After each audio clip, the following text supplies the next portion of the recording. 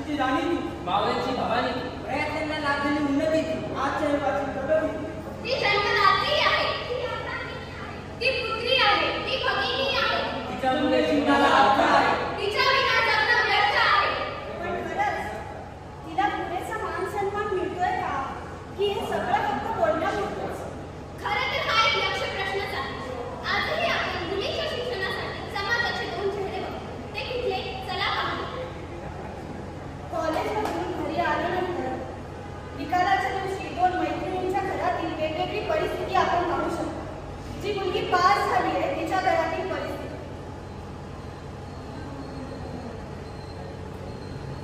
Ding dong. बाबा, मी pass झाले. अरे वा, शाबास. तुला ऐकलंस का? ती छकुली पास झालीये. तिला हो का? काय? मग आता पुढे काय करायचं ठरवलंय माझ्या छकुलीने? बाबा, मला ना ते सिंघम मूव्हीमधल्या बालिका सिंघमसारखं लेडी सिंघम व्हायचंय. अरे वा, म्हणजे आता माझ्या छकुली गेलं तरी त्यात IPS अधिकारी होणार का? आपण आजच माहिती काढू ना. हो बाबा. आता जी मुलगी कॉलेजमधून पहिली आली आहे तिच्या घरातील परिस्थिती. आई, कॉलेजमध्ये पहिली आली आहे. अरे वा, मस्त. काय म्हणता? बाबा, मी कॉलेजमध्ये पहिली आली आहे. अरे वा, छान. आता पुढे काय करायचं ठरवलंय? बाबा, मला कल्पना चावण्यासारखं ॲस्ट्रॉनॉट व्हायचं. आपण खूप मराठी घेतली. पण बाळा, मी तुझ्यासाठी वेगळाच विचार केला आहे. कसला विचार बाबा? तू आता 18 वर्षाची पूर्ण झालीस ना, म्हणजे लग्नाचा विचार केला आहे. पण बाबा, मला पुढे शिकायचंय. समाजात माझं स्वतःचं अस्तित्व निर्माण करायचंय. पण बाळा, तू एवढं शिकलीस ते पुरेसं आहे. लग्नानंतर तुला चूल आणि मुलं सांभाळायचं आणि एवढा शिकलेला मुलगा तुला भेटेल तर सांगता येत नाही का? आणि लग्नानंतर सासऱ्याची परवानगी असेल तर पुढे तुला शिकता येईलच. पण बाबा, पायलट मंडळी, एकीकडे मुलगी शिकावी, तिने प्रगती करावी यासाठी प्रयत्न केले जातात. तिने आपले स्वप्न पूर्ण करावे, यशाचे उंच शिखर गाठावे यासाठी तिला प्रोत्साहन दिले जाते. तर एकीकडे ती 18 वर्षाची पूर्ण होताच तिच्याकडून तिचे स्वप्न, तिचे ध्येय, तिला आणि तिचे हात निवडे केले जातात. अरे, ज्या हातात देशाचे भविष्य असायला हवे ते हात फक्त चूल आणि मूल यातच गुंतून राहतात. मुलीच्या शिक्षणासाठी ज्या प्रमाणात बाहेरच्या मजबूत वातावरण गरजेचे असते त्याहूनही जास्त घरातील परिस्थिती ही महत्त्वाची असते. असं म्हणतात, जेव्हा एक मुलगा शिकतो तेव्हा फक्त त्याची प्रगती होते, पण जेव्हा एक मुलगी शिकते तेव्हा तिच्यासोबत तिचं संपूर्ण कुटुंब शिक्षित होतं. मुलगी घरातील लक्ष्मी, सरस्वती आणि दुर्गाही होऊ शकते. उगीच म्हणतात का मुलगी शिकली आणि प्रगती झाली? मुलीचे शिक्षण हेच प्रगतीचे लक्षण. मुलीचे शिक्षण हेच प्रगतीचे लक्षण. मुलीचे शिक्षण हेच प्रगतीचे लक्षण. अरे काय लागते शिक्षण? अरे मुलगी शिकते, प्रगती करते, पण जर ती स्वतःची सुरक्षा स्वतःच करू शकत नसेल तर त्या शिक्षणाचा, प्रगतीचा फायदा तरी काय? हो ना, आज मुलींना बलात्कार, ऍसिड अटॅक, घरगुती हिंसा अशा अनेक गोष्टींना सामोरं जावं लागतंय. मग ते कॉलेजमधून घरी येणाऱ्या मुलींची छेड काढणारे मुलं असो वा तिने आपल्याला नकार दिला म्हणून अहंकाराच्या भावनेने तिने पाऊल उचलणारे मुलं, अशा अनेक गोष्टींना मुली आज सामोरं जात आहेत. ते कसं? चला पाहू.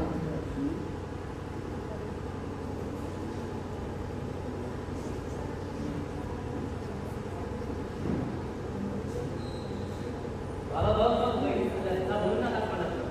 अगं ऐकतेस का? मला समजून बोलायचं. अचानक कुछ भी ऐसा क्या है जो या किसी और में नहीं. हम तो मोहब्बत करना नहीं चाहते मगर क्या करें, तेरे जैसा यार खूबसूरत भी नहीं. नाही, मला यात नाही पडायचं. तू माझ्यापासून लांब.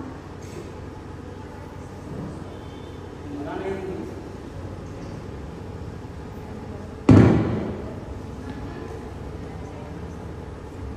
ऐक ना, बाजूला मला बोलायचं. आता बाकीचं काहीतरी बोलले नव्हता. तू मला नाही म्हणशील, तू माझी नाही झालीस तर कोणाची नाही होते ना. अरे बापरे, काकू. आता पाहूयात असाच एक प्रसंग दुसऱ्या कॉलेजमध्ये.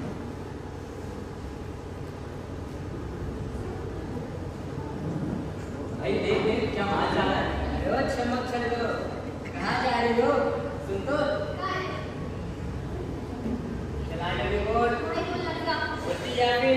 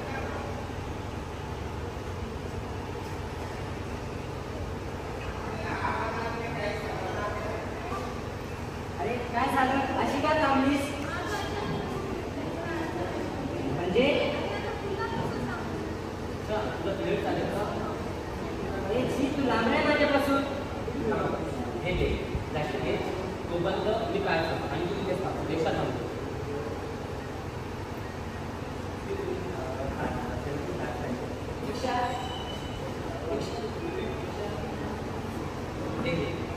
भैया, तुम्ही हिला घेऊन जा. मला एक सांग, हे सगळं तुला कसं माहिती? अरे दहावीच्या काळात पुस्तकात यावेळी भरा होते, पण शिक्षकांनी सुचवताना मुलांना आणि मुलींना वेगवेगळं वर्ग करतो. कारण त्यांना त्याच्याबद्दल काही माहिती नाही, म्हणून मी आईला प्रश्न विचारतो. कोणते प्रश्न? घरी चाललेलं आई व मुलांमध्ये सगळं आई, आज ना विज्ञानाचा आधार शिक्षकांनी मुलांना आणि मुलींना वेगवेगळ्या वर्ग करतात. कारण मुलींना कशाबद्दल तरी माहिती नाही. कशाबद्दल असेल काय? मासिक पाळीबद्दल असे होते. काय असतं ते? अरे वयाच्या 14 किंवा 15 वर्षापासून मुलींची मासिक पाळी सुरू होते. दर महिन्यात 4-5 दिवस मुलींच्या शरीरातून काही प्रमाणात रक्त बाहेर फेकले जातं. याला मुलगी विकार झाले असेही म्हणायचे. या काळात मुलींना खूप वेदना होतात, त्यांची चिडचिड होते, त्यांना मोस्लिंग्स होतात. पण बरं का बाळा, या काळात मुलींच्या शरीरात अनेक बदल होतात, ज्यामुळे त्यांच्यामध्ये एका नवीन जीवाला जन्म देण्याइतपत पूजा निर्माण होते. आपल्या भारतात तर काही भागात त्यावेळी मुलींची पूजा देखील केली जाते आणि यावेळी मुली आणि हे सगळे एका सण उत्सवासारखं साजरं केलं जातं. अच्छा, असं असतं तर. आणि हो, अशा वेळी मुलींची काळजी घेणं, त्यांना समजून घेणं अत्यंत महत्त्वाचं असतं. आणि जर तुझ्यासमोर एखाद्या मुलीवर अशी वेळ आली तर तू तिला सॅनिटरी पॅड्सची मदत करू शकतोस. आणि हा, तिला एखाद्यासमोर अस्वस्थ वाटू नये याची काळजी तर तू नक्कीच घेऊ शकतोस ना. हो आई, नेहमी लक्षात. या आत्ताच्या प्रसंगामध्ये मुलांना आपल्या सर्वांना कळलंच असेल की मुलांना मासिक पाळीबद्दल माहिती असणे का गरजेचे. मुलींना त्यांच्यात होणाऱ्या बदलांना अस्वस्थ न होता, न घाबरता, न लाजता स्वीकारता यावं. मुलांचा त्यांच्याकडे बघण्याचा दृष्टिकोन बदलावा.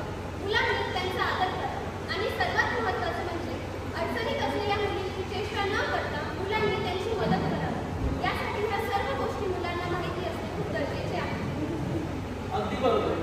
मंडळी, आपण तिचं शिक्षण, तिची सुरक्षा आणि तिला आलेल्या समस्याबाबत जाणून घेतो. पण स्त्री सशक्तीकरण म्हणजे नेमकं काय? मित्रांनो, स्त्री सशक्तीकरण म्हणजे स्त्रीला तिचा हक्क मिळवून देणार.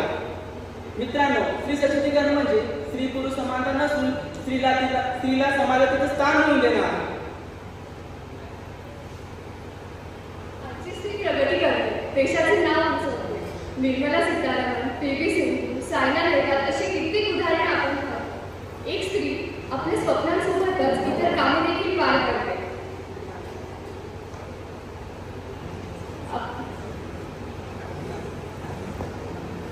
एक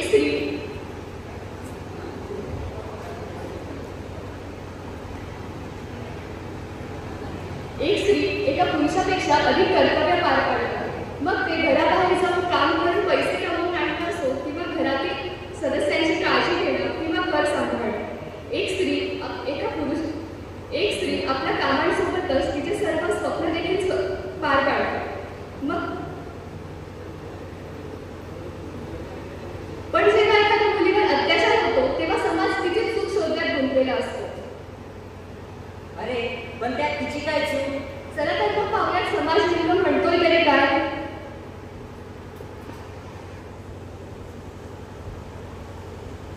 अगं ऐकायचं, आताच एक बातमी आली. रात्री 11च्या सुमारास ऑफिसमधून घरी जात असलेल्या 24 वर्षीय तरुणीवर 4 तरुणांनी केला बलात्कार. तरुणीचा जागीच मृत्यू, आरोपी फरार. हा, मी तर म्हणते मुलीची चूक असणार, उगाचच आपले ते शॉर्ट करून फिरायचे. अगं पण तुला काय माहिती तिने काय घातलं होतं? अगं पण वेळ काय मिळेल? आपली रात्रीचे एवढ्या रात्रीपर्यंत ऑफिसमध्ये कोण थांबतं? नाही तर काय काम असते ऑफिसमध्ये. मी तर म्हणते मुलीने घराबाहेर दुसरं निघायलाच नको, मग अशी गुन्हे होणारच नाही ना. हो ना. पाहताय ना मंडळी, मुलीची काहीही चूक नसताना तिलाच दोष दिला जातो.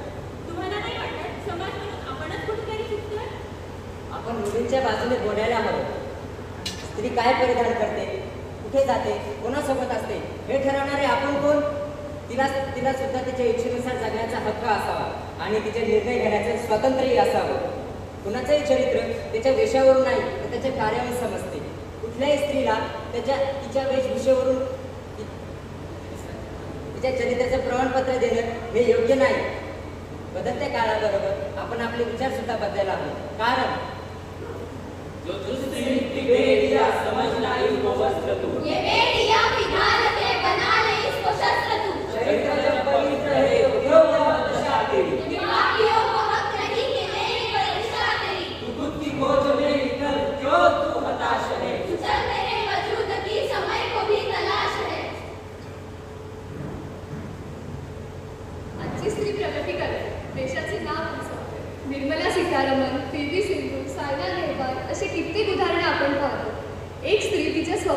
सोबतच तिची सर्व कामे देखील पार पाडते. हे मात्र अगदी योग्य आहे. एक स्त्री घरातील प्रत्येक जबाबदारी पार पाडून तिचे स्वतःचे स्वप्न पूर्ण करण्यासाठी सुद्धा कष्ट करते. प्रत्येक स्त्री दुर्गा, सरस्वती, लक्ष्मी आणि अन्नपूर्णाही आहे.